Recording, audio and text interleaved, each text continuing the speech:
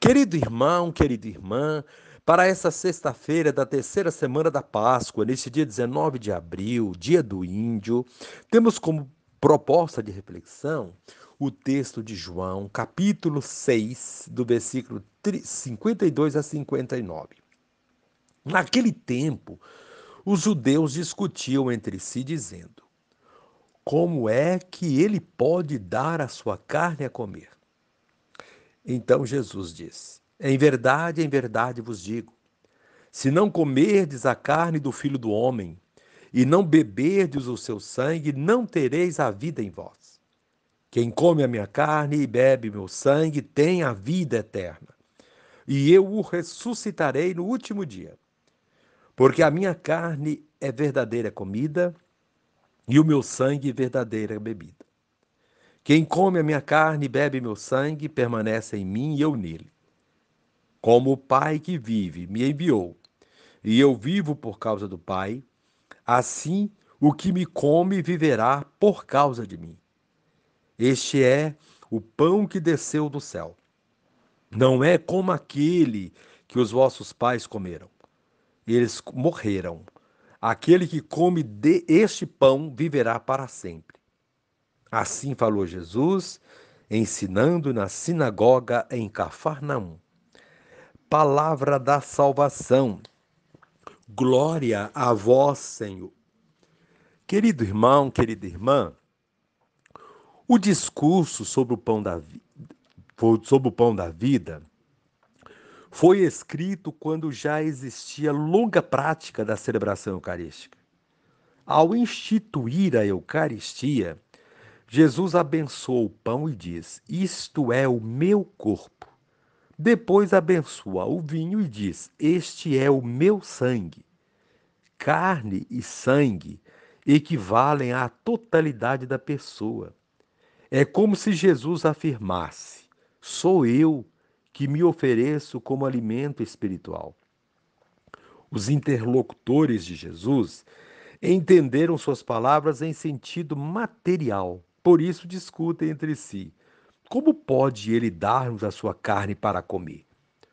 Por outro lado, comer e beber, nesse contexto, não é algo meramente simbólico, é a própria presença de Jesus Cristo.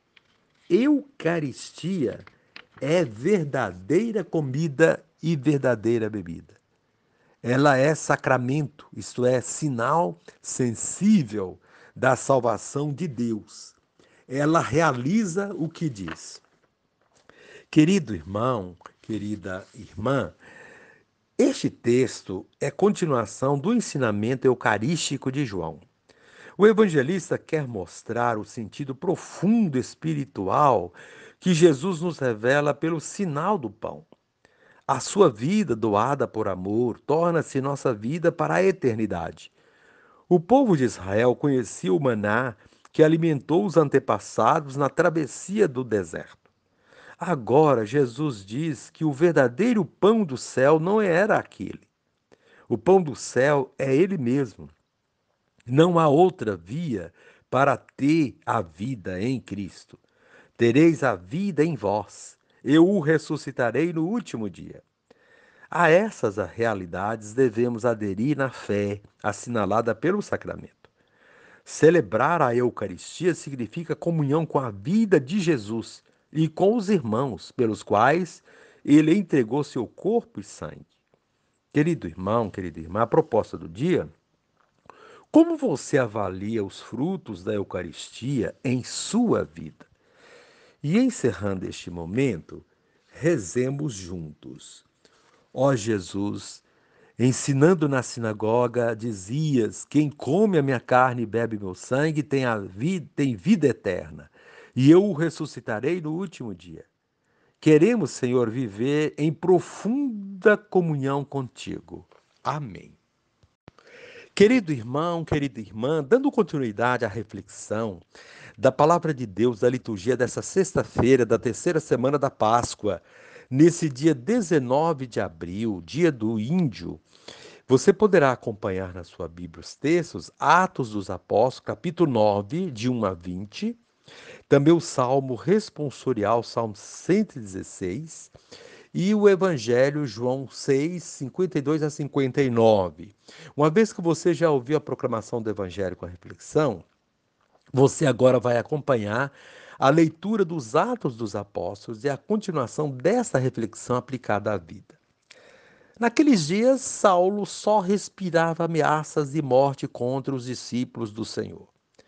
Ele apresentou-se ao sumo sacerdote e pediu-lhe cartas de recomendação para as sinagogas de Damasco, a fim de levar presos para Jerusalém os homens e mulheres que encontrasse seguindo o caminho. Durante a viagem, quando já estava perto de Damasco, Saulo, de repente, viu-se cercado por uma luz que vinha do céu. Caindo por terra, ele ouviu uma voz que lhe dizia: Saulo, Saulo, por que me persegues? Saulo perguntou: Quem és tu, Senhor? A voz respondeu: Eu sou Jesus, a quem tu estás perseguindo. Agora levanta-te, entra na cidade, e ali te será dito o que deves fazer. Os homens que acompanhavam Saulo ficaram mudos de espanto, porque ouviam a voz, mas não viam ninguém. Saulo levantou-se do chão e abriu os olhos, mas não conseguia ver nada. Então pegaram nele pela mão e levaram-no para Damasco. Saulo ficou 3 dias sem poder ver, e não comeu nem bebeu. Em Damasco havia um discípulo chamado Ananias. O Senhor o chamou numa visão, Ananias. E Ananias respondeu: Aqui estou, Senhor. O Senhor lhe diz: Levanta-te, vai à rua que se chama Direita e procura na casa de Judas por um homem de Tarso chamado Saulo. Ele está rezando. E numa visão, Saulo contemplou um homem chamado Ananias entrando e impondo-lhe as mãos para que recuperasse a vista. Ananias respondeu: Senhor, já ouvi muitos falarem desse homem e do mal que fez aos teus fiéis que estão em Jerusalém. E aqui em Damasco ele tem plenos poderes recebidos dos sumos sacerdotes para prender todos os que invocam o teu nome. Mas o Senhor disse a Ananias: Vai, porque esse homem é um instrumento que escolhi para anunciar o meu nome aos pagãos, aos reis e ao povo de Israel. Eu vou mostrar-lhe quanto ele deve sofrer por minha causa. Então Ananias saiu, entrou na casa e impôs as mãos sobre Saulo, dizendo: Saulo, meu irmão, o Senhor Jesus, que te apareceu quando vinhas no caminho, ele me mandou aqui para que tu recuperes a vista e fiques cheio do Espírito Santo. Imediatamente caíram dos olhos de Saulo como que escamas, e ele recuperou a vista. Em seguida, Saulo levantou-se e foi batizado. Tendo tomado alimento, sentiu-se reconfortado. Saulo passou alguns dias com os discípulos de Damasco e logo começou a pregar nas sinagogas, afirmando que Jesus é o Filho de Deus. Palavra do Senhor. Graças a Deus. Querido irmão, querida irmã, os textos propostos para essa liturgia de hoje continuam com a reflexão dos dias anteriores, com destaque para o elemento da conversão. Comunhão e conversão são os dois temas centrais de hoje.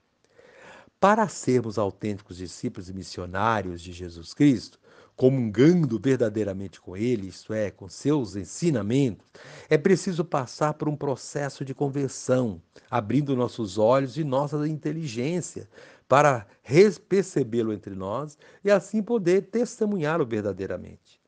Para nos ajudar nessa conversão, temos na primeira leitura o texto da conversão de Saulo, e o perseguidor dos cristãos, que depois de se encontrar com Cristo no caminho de Damasco, tem sua vida totalmente transformada, passando a ser chamado de Paulo. Como vimos nos dias anteriores, Saulo era um ferrenho perseguidor dos cristãos. praticou e compactuou com atos bárbaros, inclusive foi cúmplice da morte de Estevão. No texto de hoje, ele segue para Damasco com o objetivo de executar atos desta natureza, mas tem uma grande surpresa. O Cristo que ele perseguia na pessoa dos cristãos vai ao encontro dele e transforma uma pessoa monstruosa num dos grandes instrumentos de evangelização e propagação do cristianismo. É, portanto, Deus transformando morte em vida, como fez com a cruz de Cristo e com tantos outros instrumentos de morte. Para que a conversão aconteça, é preciso deixar morrer em nós a pessoa velha, carcomida pela maldade e pela corrupção do gênero humano, e deixar nascer uma nova pessoa revestida da presença de Deus. Foi isso que ocorreu com Saulo. No caminho de Damasco, uma luz vinda do céu o cercou e ofuscou sua visão. Na verdade, o que Saulo tinha não era visão, mas sim uma profunda cegueira. Ao ter contato com a luz verdadeira, ele se sente cego, porque a luz incomoda quem está acostumado a viver nas trevas. A luz de Cristo o faz tomar consciência da sua cegueira. A luz de Cristo o faz cair por terra, simbolizando a queda daquele que até então só praticava maldades. Paulo seria reerguido depois como um homem novo. Iria se tornar o Paulo missionário de Jesus Cristo. Neste ínterim acontece o encontro, o diálogo dele com Jesus, que o questiona sobre as causas da perseguição. A passagem da situação de morte vivida por Saulo e o renascimento para a vida nova de Paulo se dão com a ajuda de outros. Deus sempre coloca no nosso caminho pessoas e situações que nos ajudam na conversão. Foram várias as pessoas que participaram desse processo e ajudaram Saulo a se transformar no Paulo que conhecemos. Depois da conversão, ele se alimenta, sente-se reconfortado e logo começa a pregar nas sinagogas, afirmando que Jesus é o Filho de Deus. Esse alimento de Paulo foi o próprio Cristo. Ele, o Cristo, se fez alimento e o revigorou das suas fraquezas humanas. É esse alimento que nos revigora e nos faz pessoas novas, prontas a testemunhar o autor da vida e defender a vida de nossos irmãos. É a proposta do evangelho de hoje. No texto de hoje, Jesus continua a se apresentar como o pão da vida. Sabemos que é o alimento que nos dá a energia para viver e cumprir com a nossa missão. Mas o alimento normal não nos livra da morte. É como aquele que o povo recebeu no deserto. Ele serve para o momento, mas não dura muito. Mesmo nos alimentando dele, em algum momento morreremos. Mas o alimento que Jesus apresenta é outro. É o alimento que nos faz vencer a morte. Quem dele se alimentar vai possuir a vida eterna, participando da ressurreição no último dia. Esse texto traz, portanto, uma bela reflexão sobre a comunhão. Quem comunga, consciente daquilo que ela representa, tem sua vida transformada, assim como Saulo. Quem comunga com Cristo passa a viver por causa dele e por sua causa, isto é, dará a sua vida para ver acontecer aquilo que Jesus propôs. Dará a vida pelo seu semelhante, não medindo esforços para fazer o bem. Querido irmão, querida irmã, que cada Eucaristia seja para nós um renovar de corpo e alma e que possamos demonstrar essa renovação com pensamentos, palavras e ações, a fim de testemunharmos verdadeiramente o Cristo ressuscitado. E encerrando este momento, rezemos juntos. Senhor Jesus, ajuda-me a compreender tua presença em minha vida como alimento que me sustenta e me move sempre a fazer o bem. Amém.